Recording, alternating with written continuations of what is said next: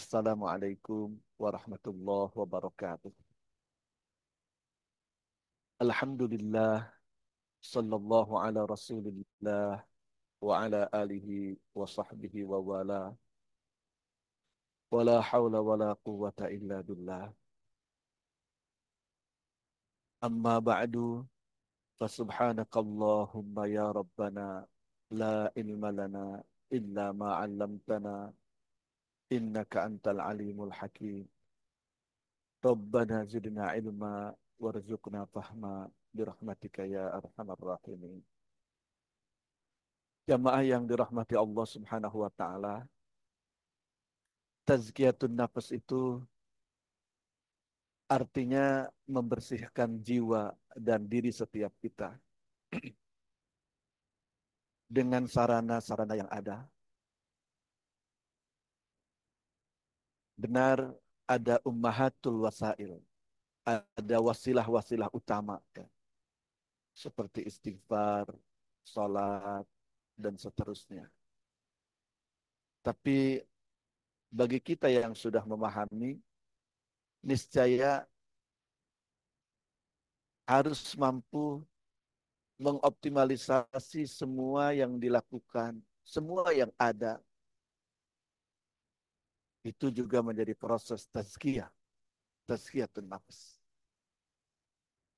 Jadi mungkin sederhananya ibadah-ibadah mahdoh itu Allah siapkan menjadi ummahat al-wasail tazkiyah, sarana-sarana utama untuk tazkiyatun nafs.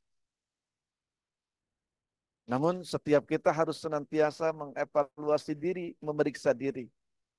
Ibadah-ibadah mahdoh yang ada itu sudah mampukah membangun kesadaran, kemampuan, kecerdasan dalam diri, di mana semua yang dilakukan, semua yang ada itu sejatinya menjadi sarana tazkiyatun nafas juga bagi kita. Pertemanan kita, apalagi kuliah kita, ya, bekerja kita, rumah tangga kita, bahkan tidur kita pun, Bapak Ibu, jamaah rahimakumullah, harus menjadi proses tazkiyah, yaitu tidur yang juga menjadi ibadah kepada Allah Subhanahu wa taala. Tidur yang menjadi saat tepat istirahat, dan itu dipastikan di waktu dan tempat yang tepat ya tidurnya. Kemudian sebelum tidur melakukan sunnah-sunnah, tuntunan atau bimbingan Rasulullah Sallallahu Alaihi Wasallam, dari mulai bersuci, berwudu, ya, berdoa, sampai detil ya doanya itu kan. Surat Al-Fatihah, surat Al-Baqarah, tapi bukan semuanya Al-Baqarahnya ya. Awal, kemudian ayat kursi, dan akhir. Malah Rasulullah SAW ditengarai sebelum tidur membaca surat Al-Muluk, malah surat Al-Isra. Jadi kalau tadi rada bercanda, bukan semuanya surat Al-Baqarah, ternyata ada surat-surat tertentu yang dibaca sebelum tidur oleh Rasulullah SAW. Kemudian Al-Kafirun, Al-Ikhlas, Falak bin Nas, sampai meniupkan. Jadi ketika berdoa itu meniupkan ke telapak tangan, mengusapkan ke muka, dan ke seluruh tubuh. Kemudian doa, doa yang lain sebelum tidur yang diajarkan, sampai muhasabah, mengevaluasi diri, mengupayakan tidur ini juga untuk ibadah agar tubuh istirahat, sehat, kuat, beraktivitas ibadah dan dakwah di jalan Allah Subhanahu wa taala. Tidur yang demikian dipastikan akan menjadi bagian dari proses tazkiyatun nafas. Tazkiyatun nafas, pembersihan jiwa, pembersihan diri kita. Jamaah rahimakumullah, tazkiyatun nafas itu kita lakukan untuk menata, menyucikan jiwa setiap kita. Karena setiap kita orang-orang beriman ini diharapkan ucapan dan perbuatannya itu menjadi indah dan bermanfaat. Itu yang disebut akhlak. Bahkan kalau surat Ibrahim ayat 26-27 menggambarkan akhlak itu sebagai pohon dengan cabang yang rindang, daun yang lebat, buahnya setiap saat. Tu'ti ukulaha kullahinin. Saya lebih setuju menerjemahkan kullahin di surat Ibrahim ini setiap saat, bukan setiap musim. Berbuah setiap saat. Yang dimaksud adalah akhlak, kepribadian orang beriman, ucapan dan perbuatannya itu kemanfaatan, kebaikan, keberkahan untuk lingkungannya. Dan itu setiap saat. Teman-teman sekalian, itu dimungkinkan ketika jiwa kita, ruh kita bersih. Ketika hati kita suci. Saya tertarik dengan ilustrasi sebuah tempat minum. Kalau orang Sunda bilang teko. Uh, Teko tempat minum ya. Uh, Dia akan mengeluarkan apa yang ada di dalamnya ketika dituangkan. Ketika di dalamnya air teh seperti yang ada di hadapan para hadirin sekarang. Maka yang akan keluar itu teh. Kopi juga ketika yang ada di dalamnya kopi, ya kopi yang keluar. Ketika yang ada di dalamnya air putih yang keluar. Maaf, begitupun ketika yang ada di dalamnya air kotor, air kotoran, maka yang akan keluar air kotoran itu.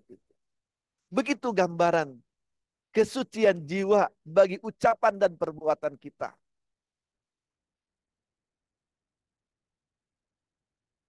Ketika yang ada di dalam diri kita kesucian hati, kebersihan jiwa, maka kesucian dan kebersihan jiwa yang akan ditebar di hari-hari kita insya Allah.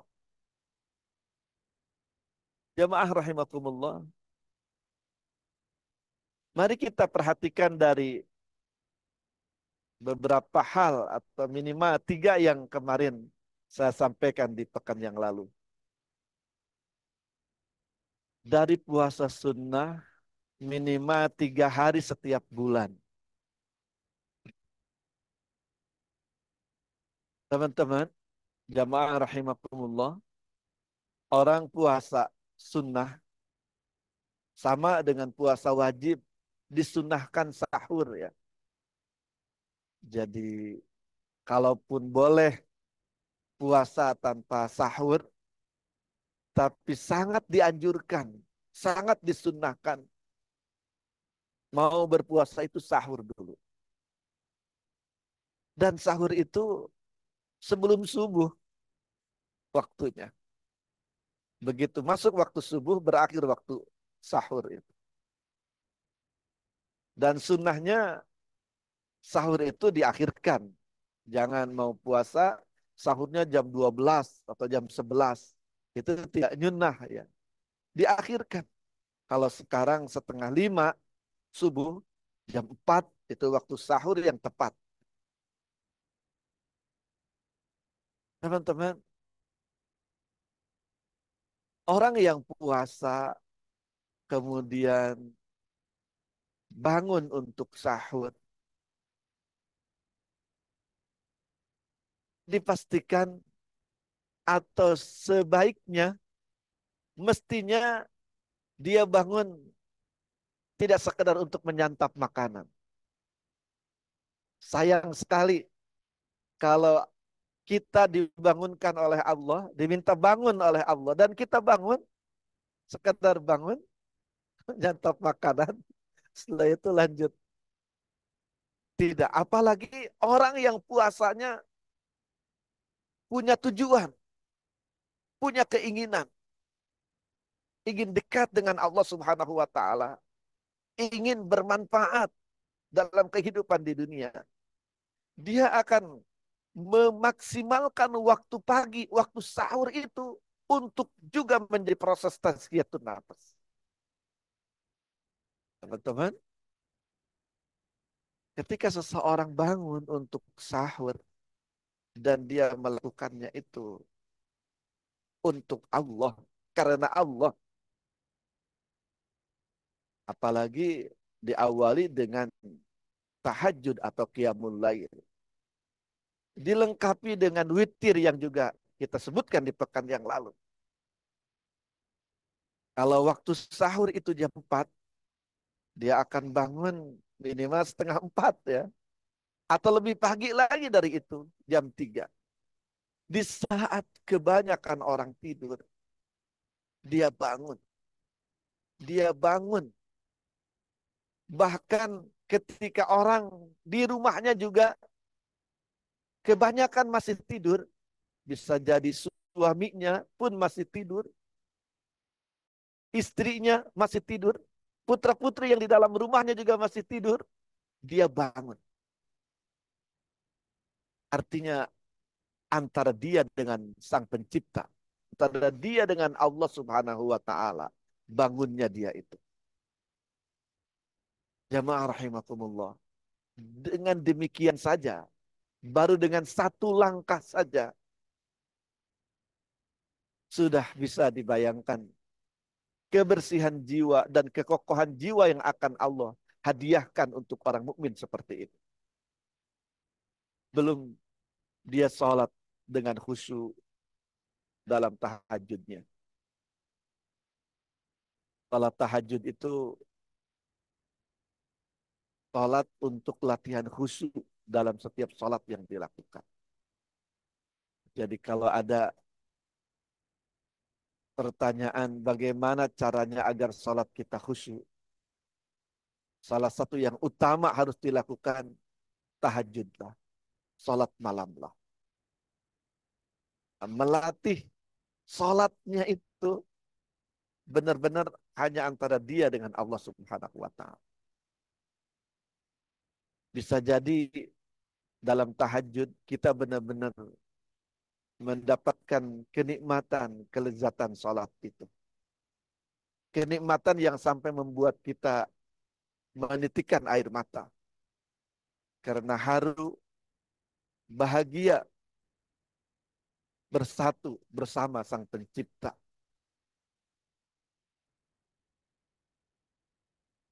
Teman-teman sekalian,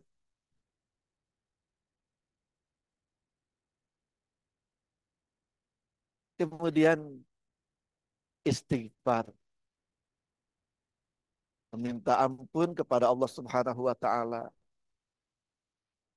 juga yang utama untuk kebersihan jiwa. Kemudian sahurnya, setelah sahur siap-siap menyongsong fajar dengan salat qabliyah fajar, qabliyah subuh yang disebut-sebut lebih baik dari dunia dan seisinya. Kemudian subuh berjamaah di masjid bagi para lelaki yang disebut mendapatkan pahala qiyamul lail, bangun sepanjang malam dalam tahajud. Apalagi kalau setelah subuhnya zikir kepada Allah Subhanahu wa taala sampai terbit matahari, kemudian sholat sunnah syuruk, sholat sunnah ketika terbit matahari, 2 rakaat yang disebutkan itu awal sholat duha.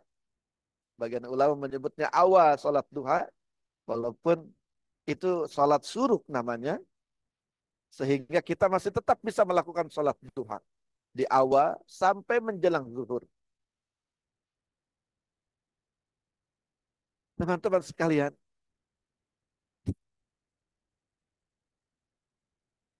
harapannya kita melakukan semua itu dengan tujuan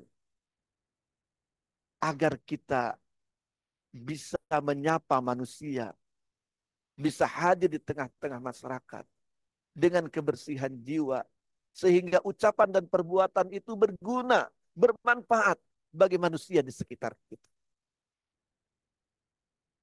Dan ini yang disebut akhlak kepribadian yang oleh Rasulullah Shallallahu Alaihi Wasallam dinyatakan, ditegaskan, innama bu'istu liutammima makarimal akhlak. Sungguh aku diutus ini, menjadi Rasul ini, untuk menyempurnakan akhlak yang mulia. Maksudnya tujuan kehadiran Rasulullah Sallallahu Alaihi Wasallam dengan segenap ajaran agama yang disampaikan untuk menghantarkan orang-orang beriman ini memiliki akhlak yang mulia, memiliki akhlak yang bermanfaat, kepribadian yang menjadi pengingat, penguat akhlak-akhlak baik di tengah-tengah masyarakat.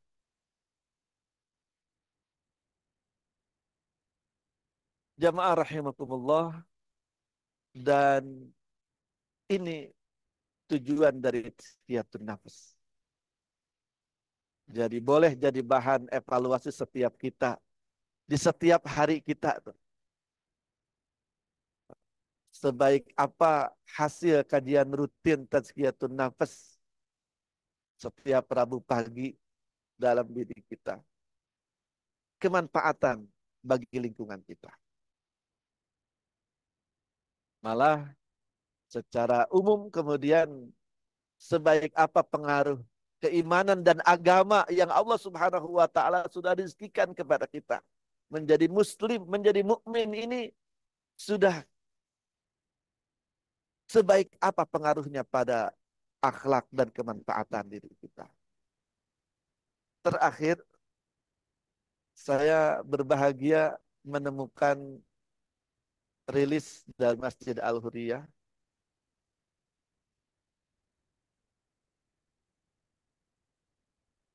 dengan momentum Maulid Nabi Sallallahu Alaihi Wasallam,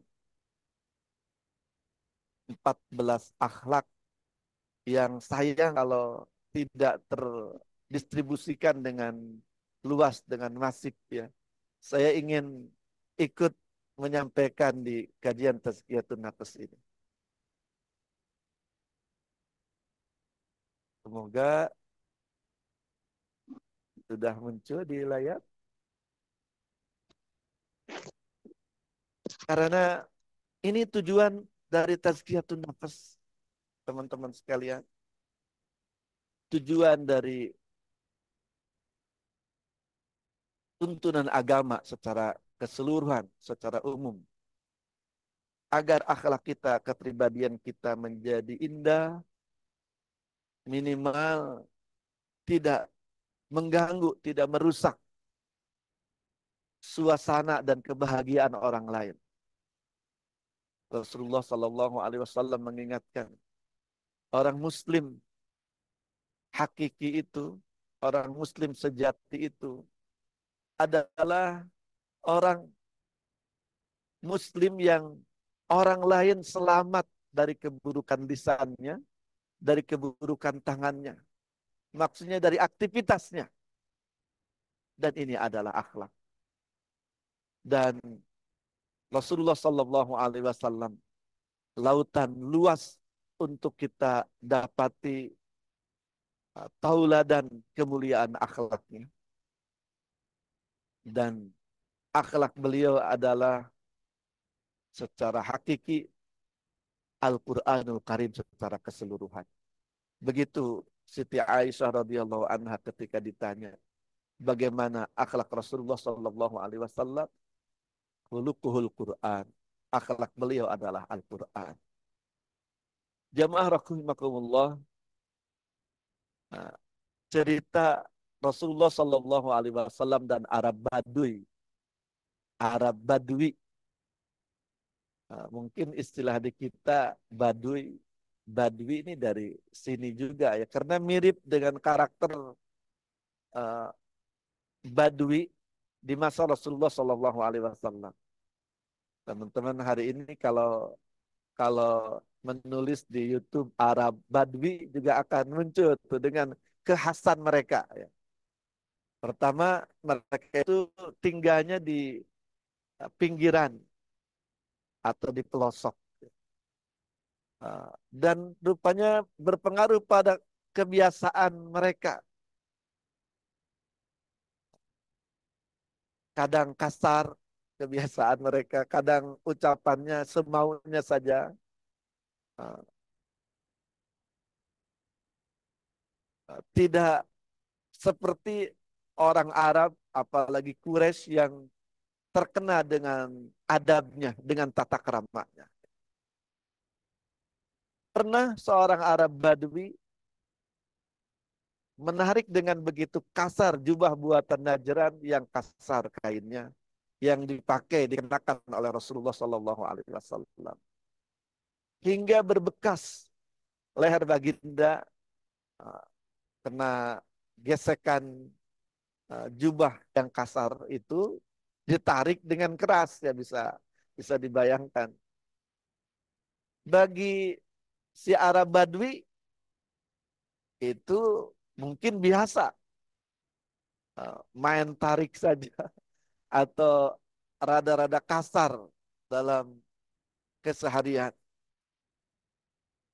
Atau membuat orang rada kaget, bahkan sampai merah kulitnya, itu hal biasa saja bagi mereka.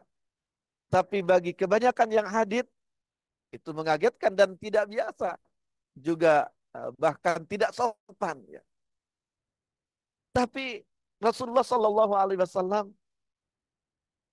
rupanya tidak marah, apalagi membentaknya, menghukumnya, malah tetap dengan kepribadian yang mulia, menyapa sebagaimana orang yang memahami, dipahami saja dia memang orang Badui. Ya.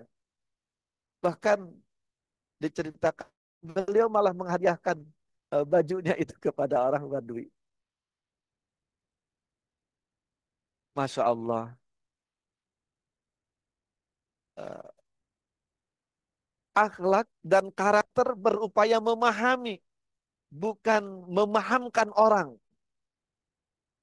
Jadi memahami orang yang ada di sekitar, orang yang berinteraksi, bukan memahamkan tentang siapa diri. Ini akhlak yang penting, yang mulai sulit kita temui. Padahal akhlak ini yang menjadi rahasia kebahagiaan hati dan ketenangannya. Teman-teman, bagaimanapun sikap dan perlakuan orang kepada kita, kalau kita punya akhlak dasar, ingin berupaya memahami, insya Allah akan punya alasan untuk tetap bahagia, untuk minimal untuk tetap tenang dalam setiap peristiwa. Tapi kalau kebalikannya, kan Rasulullah SAW kalau kalau bukan memahami tapi memahamkan, ditarik jubah mungkin, atau kebanyakan kita kali ditarik jubah, ditarik balik yang lebih hebat ya. Tarik balik, ditambah tangannya ditarik, kalau mas kalau ditarik, set, ditambah dikebawahin, diinjak lagi. Kalau marah kan begitu. Dan dia memahamkan, saya ini seorang pimpinan, seorang nabi yang dihormati. Bisa jadi itu orang kalau kalau tidak memahami, dia punya karakter memahamkan diri kepada orang lain. Rupanya dengan kejernihan hati dan tuntunan agama kita, kita harus punya kebiasaan berupaya memahami bukan memahamkan. Makanya rukun ukhuwah, rukun bisa terjadinya bangunan persaudaraan dalam agama itu, yang pertama ta'aruf, saling mengenal, berupaya saling mengenal, bukan saling mengenalkan. Kemudian tafahum, saling memahami, baru kemudian akan terjadi takabul, saling memikul beban. Kalau sudah terjadi rukun persaudaraan, rukun ukhuwah seperti ini, maka akan terjadi timbal balik dan hubungan kebersamaan yang indah dan membahagiakan. Malah bisa jadi kebaikan-kebaikan yang ingin kita berikan kepada saudara kita itu, di saat saudara kita tidak mengetahuinya, tidak menyadarinya, kita berupaya memberikan kebaikan dan berdoa untuk saudara kita di saat dia tidak mengetahuinya. Itu salah satu doa yang segera dikabulkan oleh Allah Subhanahu wa taala. Kenapa? Salah satunya karena dia puncak sebuah akhlak dalam berukhuwah, mendoakan saudara kepada Allah Subhanahu wa taala di saat saudaranya bahkan tidak mengetahuinya. Ketulusan seseorang menginginkan kebaikan untuk saudaranya. Jamaah rahimakumullah, ada 14 uh, kisah ya, kita baca beberapa yang di awal. Wanita tua yang menyakiti Rasulullah Sallallahu Alaihi Wasallam.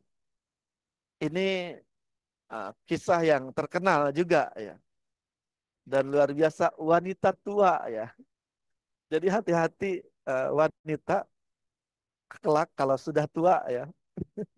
Jadi wanita tua rupanya punya kekhasan teman-teman.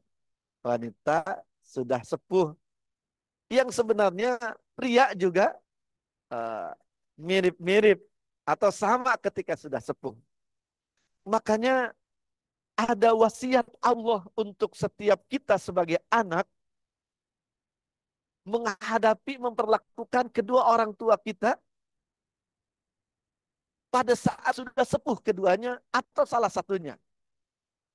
Di surat Al-Isra ya.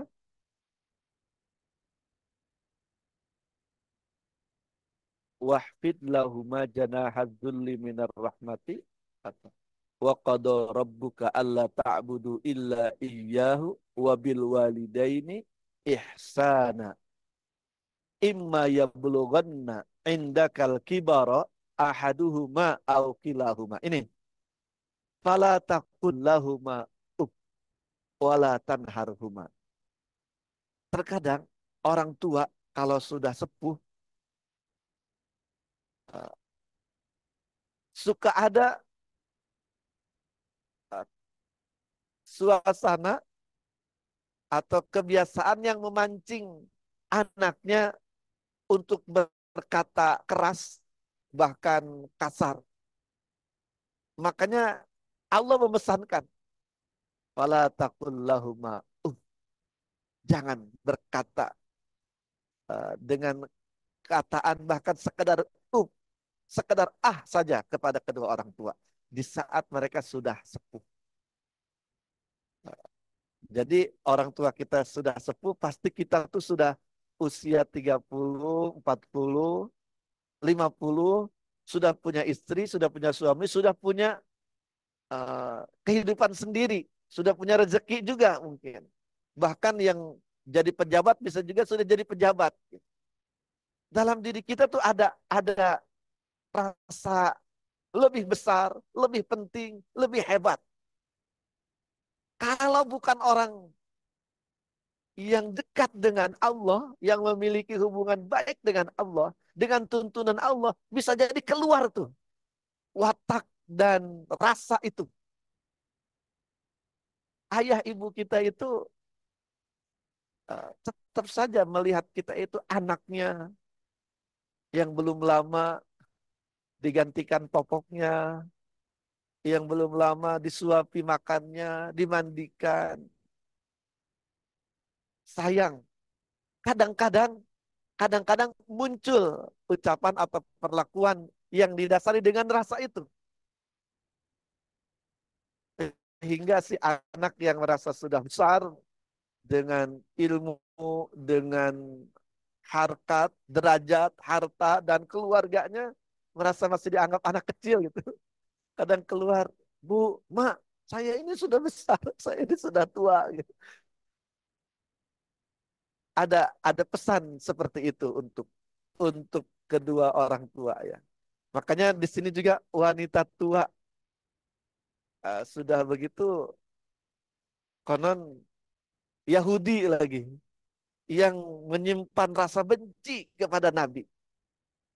Yang kalau ketemu orang dia selalu membicarakan kebencian, menggambarkan kebenciannya kepada Rasulullah SAW, menjelek-jelekan Rasulullah SAW. Jadi bisa dibayangkan, nah, dia berupaya menyakiti Rasulullah SAW. Selain ke orang lain, dia tahu Rasulullah SAW selalu lewat satu jalan karena dia bertetangga, dia mengotori jalanan Rasulullah SAW. Bahkan bukan hanya dengan sampah, dengan kotoran biasa, dengan kotoran, dengan najis pun dia lakukan supaya baginda Rasulullah SAW tidak nyaman kesehariannya. Subhanallah, Rasulullah SAW rupanya berupaya memahami tadi. Kalau mau kali ya, kalau mau. Dan kalau dari rasa benci, bisa namanya juga wanita tua ya, nenek-nenek gitu. Udah sepuh, udah lemah, bisa didatangi, bisa dimarahi atau dilemahkan, ditindas malah.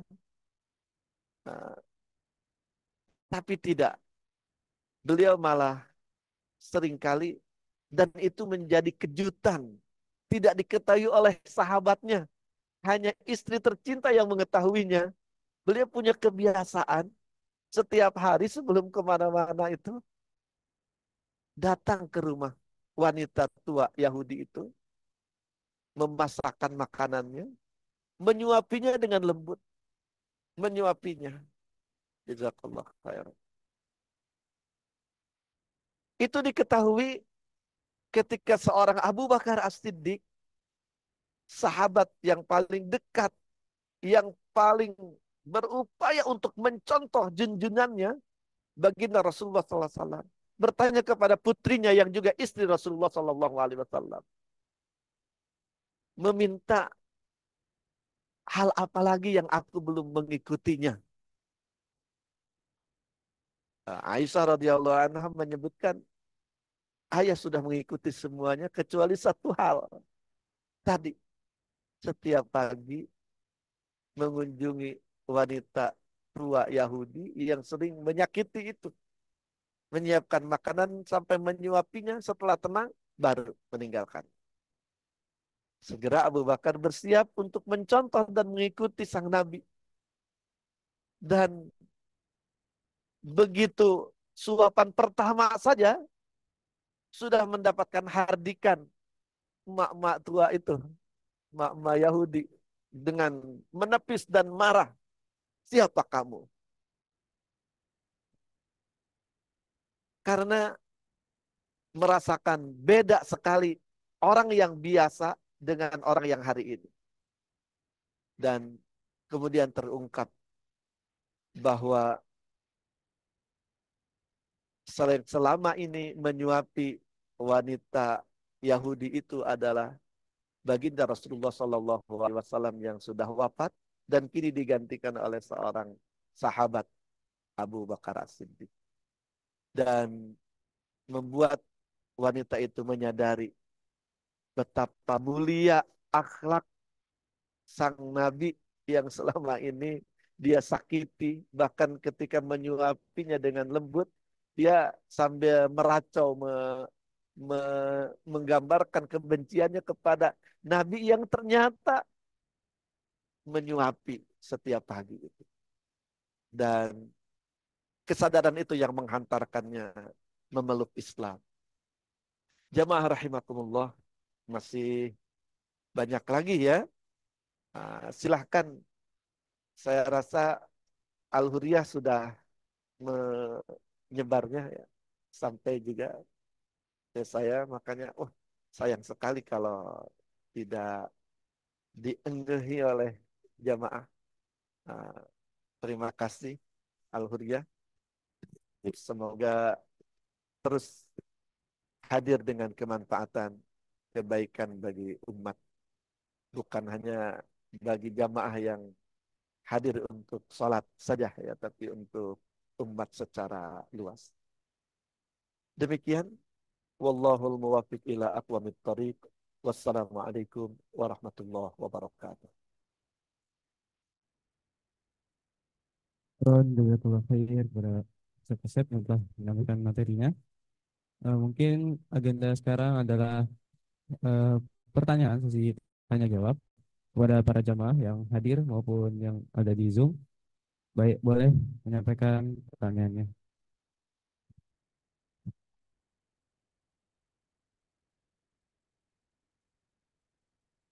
Oke, mungkin kalau belum ada, boleh.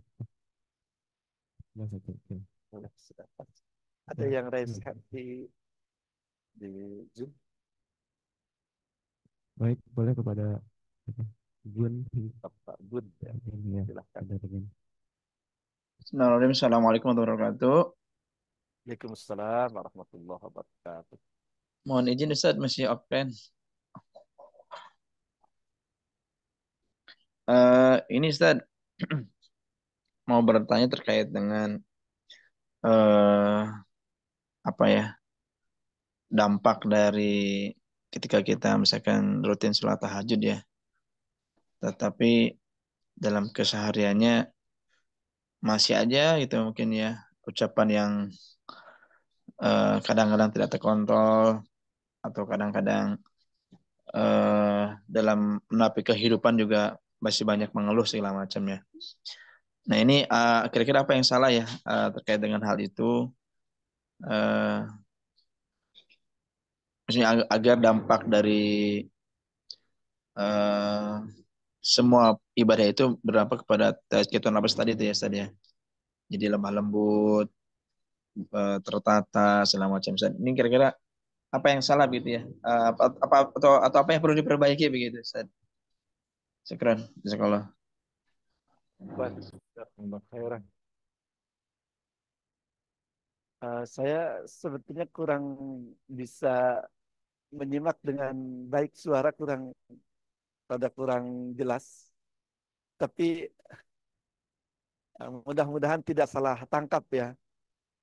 Mohon Mas MC kalau saya salah menangkap. Pertanyaannya, sudah berupaya melakukan ibadah dengan baik, namun masih saja belum berdampak, atau masih saja ada kesalahan yang dilakukan ya, kekurangan yang dilakukan. Hal apa saja yang harus diupayakan lagi?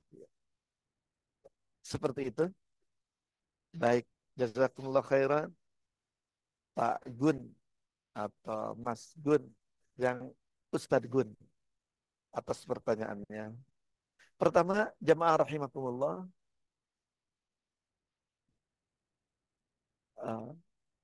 tazkiyatun nafas itu dan ibadah itu harus kita lakukan madal hayah, selama kehidupan. Jadi fenomena dan kenyataan uh, seperti yang disampaikan menegaskan bahwa ibadah dan tazkiyatun nafas itu madal hayah, harus dilakukan, dijaga dan terus ditingkatkan selama kehidupan. Kalau seseorang dalam ibadahnya, dalam upaya tazkiyatun nafas, kemudian menemukan dirinya sudah sempurna, sudah baik, khawatir malah ada rasa, wah sudah saja atau sudah sempurna, malah bisa berbalik banyak negatif. Jadi itu sebenarnya merupakan sunnatullah dan nikmat yang luar biasa. Nikmat Allah yang harus disyukuri, kesadaran bahwa ibadah atau proses upaya tazkiyatun nafas yang dilakukan ternyata masih menyisakan kekurangan.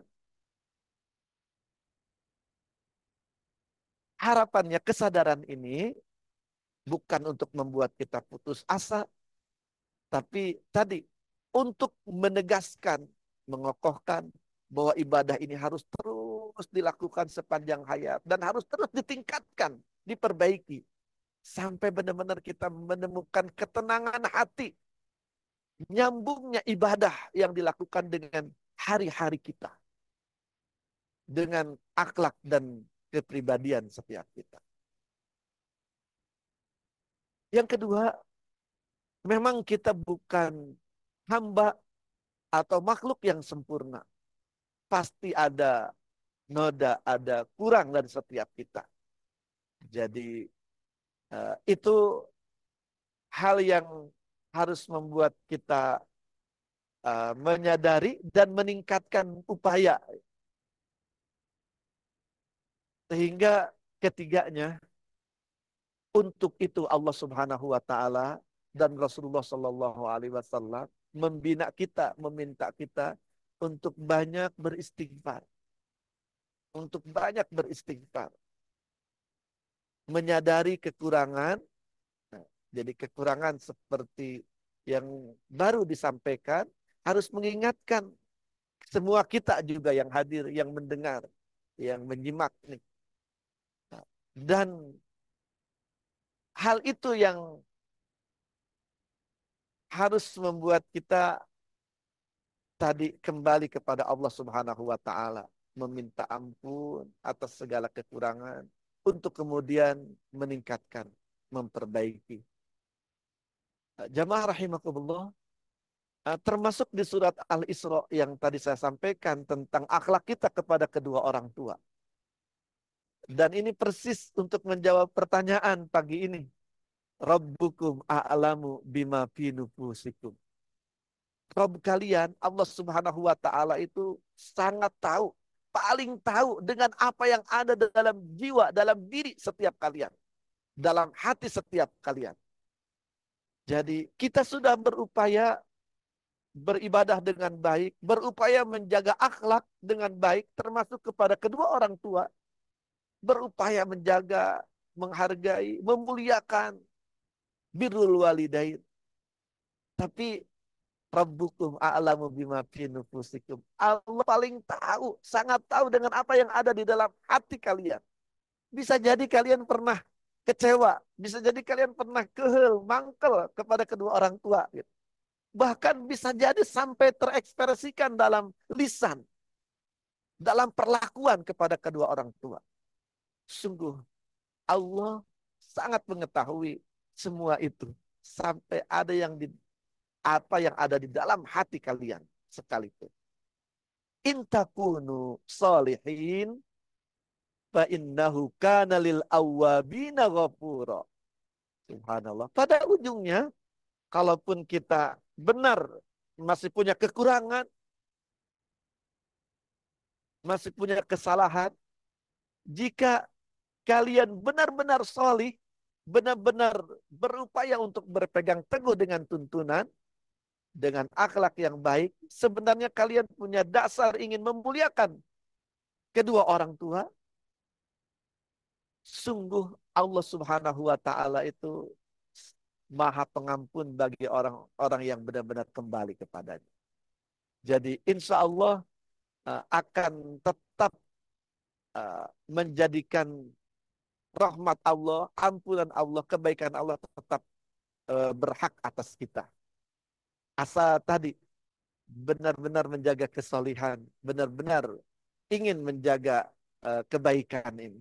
Dan dari yang diungkapkan dalam pertanyaan, tadi kan semangat untuk menjaga, Jadi insya Allah terkategorikan yang Allah Subhanahu wa Ta'ala sampaikan di surat Al-Isra ini.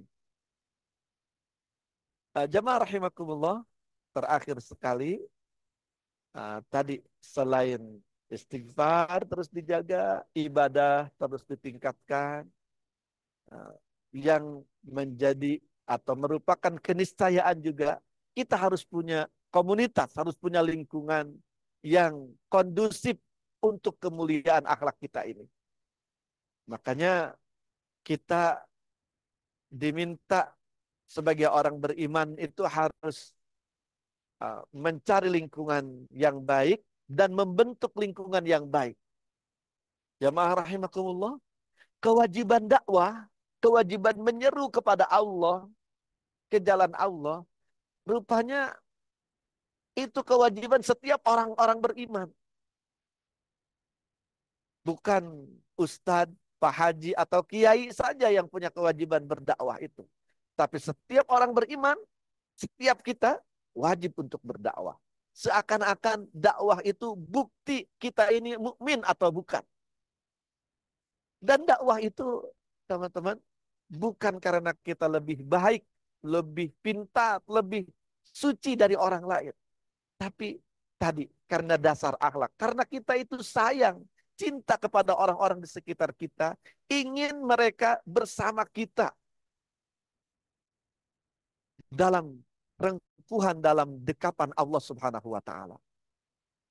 Dan rupanya dakwah itu penting untuk diri kita, untuk memiliki lingkungan, milieu yang solih, yang solihah, yang akan membantu menguatkan kita dalam kesolehan kita. Jadi kita harus aktif berdakwah, kita harus aktif membentuk lingkungan yang baik, rupanya untuk kebaikan diri kita juga. Wallahu a'lam bishawab.